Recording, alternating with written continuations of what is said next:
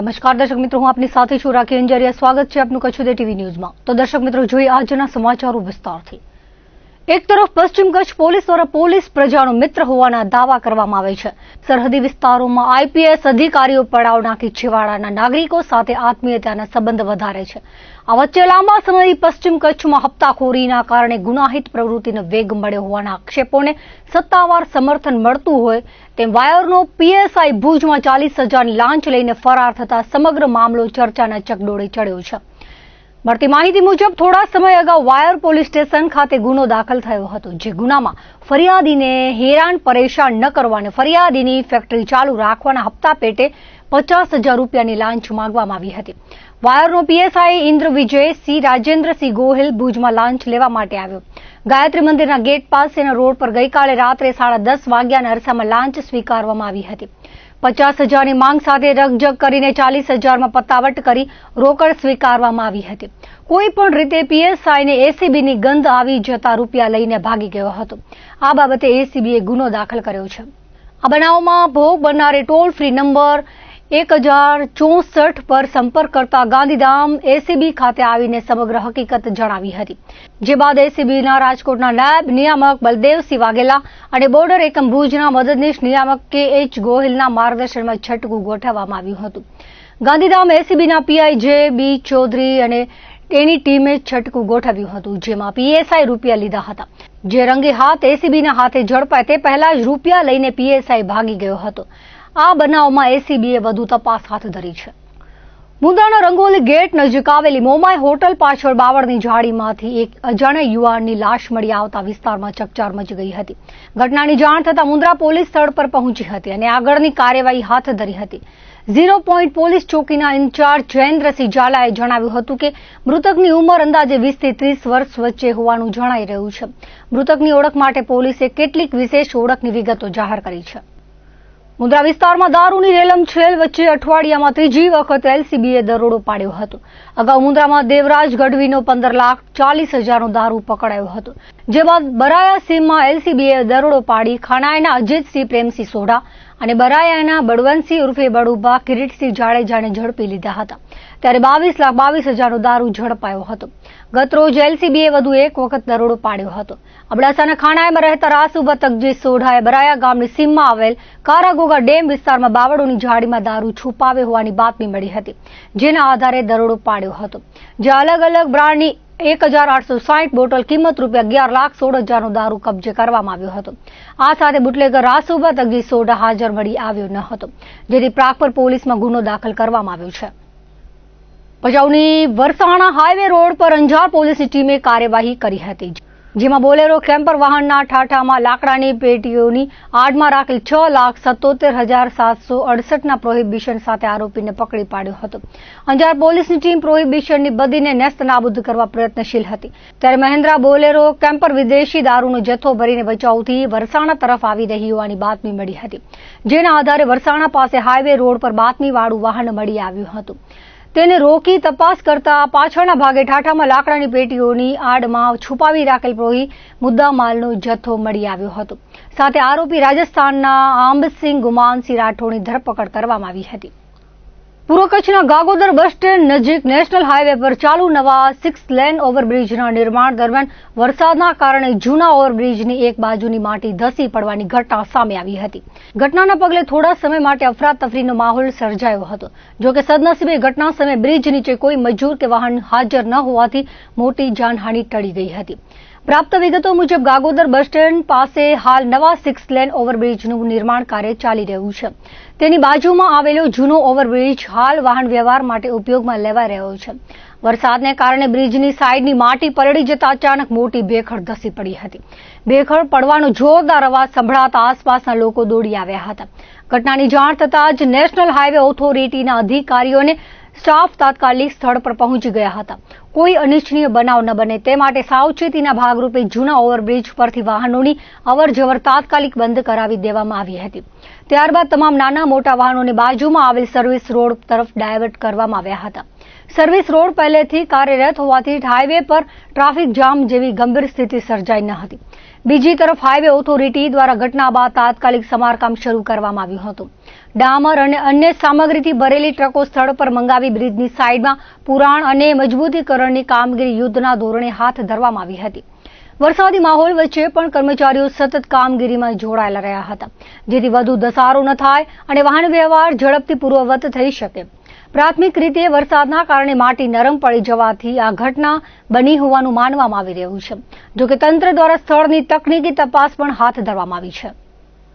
મુન્દ્રા શહેરમાં આવેલી જર્જરિત અને જોખમી ઇમારતો અકસ્માત સર્જે તેવી ભીતિ સેવાઈ રહી છે.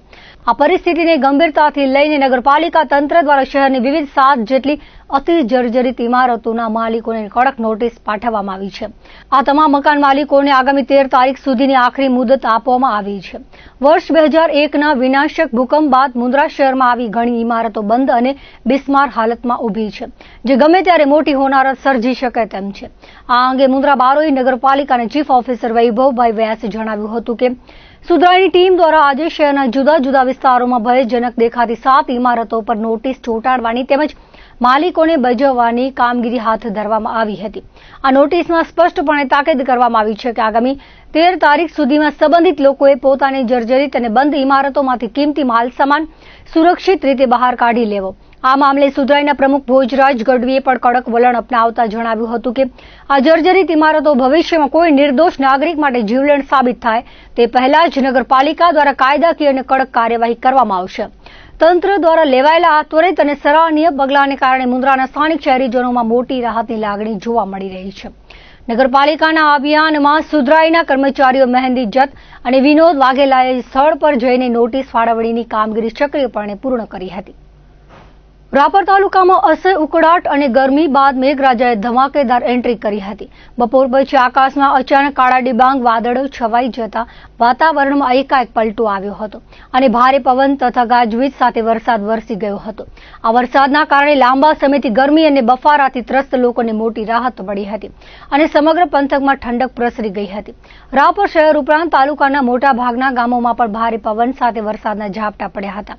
આ વાવણી લાયક વરસાદના કારણે ખેડૂતોમાં ભારે ખુશીની લાગણી જોવા મળી રહી છે અને ખેતી કામને વેગ મળશે તેવી આશા વ્યક્ત કરવામાં આવી રહી છે.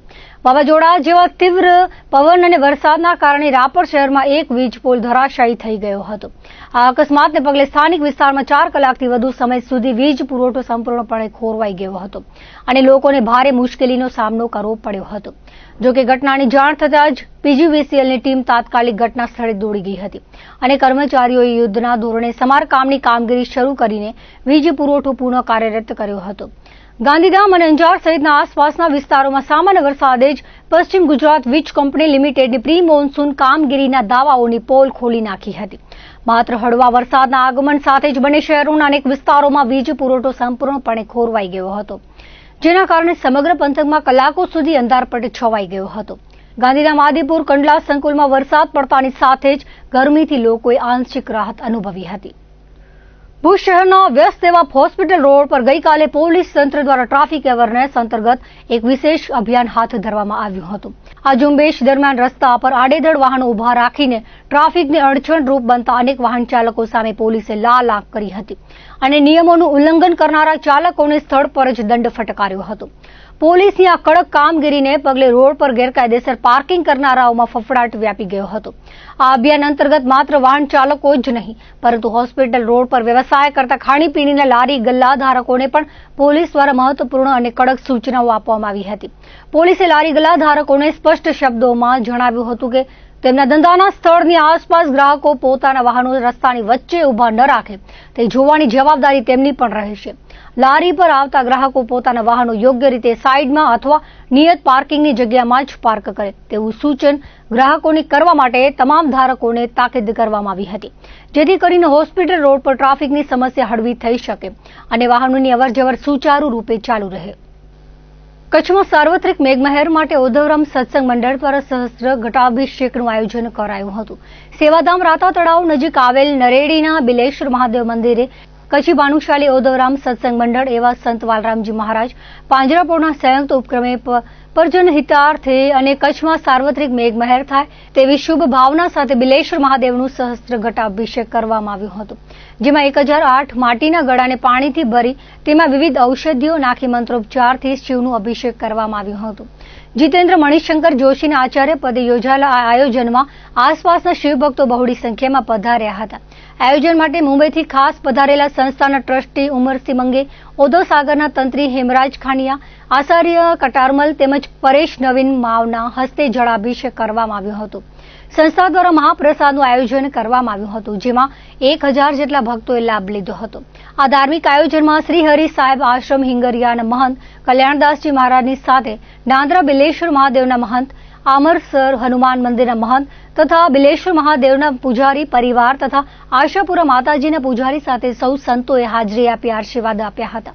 આ પ્રસંગે અબડાસાના ધારાસભ્ય પ્રદ્યુમનસિંહ જાડેજા ખાસ ઉપસ્થિત રહી સંતો અને મહાદેવના આશીર્વાદ લીધા હતા.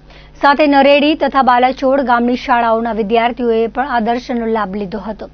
આ સાથે વિવિધ ગામોના આગેવાનો તેમજ વિવિધ ગામના મહાજન મંડળોના સદસ્યો ઉપસ્થિત રહ્યા હતા. આયોજનમાં હાજરી આપનાર વિદ્યાર્થીઓને સંસ્થા દ્વારા નોટબુક તથા બોલપેન કીટ સંતો તથા આગેવાનોના હસ્તે વિતરિત કરાઈ હતી. સંસ્થાના છત્રસિંહ જાડેજા દ્વારા કચ્છમાં સાર્વત્રિક મેઘમહેર થાય તેવી ભગવાન શિવ પાસે યાચના સાથે પધારેલા સૌનો આભાર માન્યો હતો. સેવાધામ રાતા તળાવના સૌ કાર્યકરો તથા નરેડી અને બાલાચોડના યુવાનોએ સાથે મળી જહેમત ઉઠાવી આયોજન સફળ બનાવ્યું હતું. સેવાધામ રાતા તળાવની સંત વાલરામજી મહારાજ પાંજરાપોળમાં 6000 જેટલા નિરાધાર ગૌવંશની સાર સંભાળ થઈ રહી છે અને કચ્છ જિલ્લામાં હાલે ઘાસચારાની વિકટ સ્થિતિ ઊભી થઈ છે. ત્યારે સંસ્થાના ચાહકો અને સભ્યો કાનજીભાઈ મંગે, સુરત ભાનુશાલી મહાજન મિત્ર મંડળ પ્રમુખ નાનજી ગોપાલજી ગૌરી, હિંમત લક્ષ્મીદાસ માવ વગેરે સભ્યો દ્વારા ગુજરાતના અન્ય જિલ્લાઓમાંથી ચરો ખરીદવા અને રાતા તળાવ પહોંચાડવા સફળતાપૂર્વક મહેનત કરી રહ્યા છે. સંસ્થા દ્વારા તેમનો આભાર માનવામાં આવ્યો હતો.